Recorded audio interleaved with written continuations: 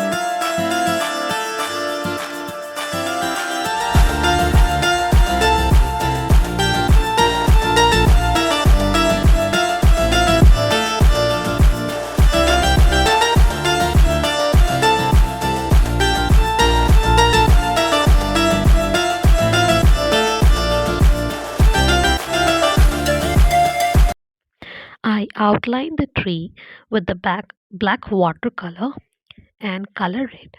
And for making snow, I use white watercolor. You have to use two times the white watercolor for getting the snow effect. I hope this will help you to draw trees in winter without leaves.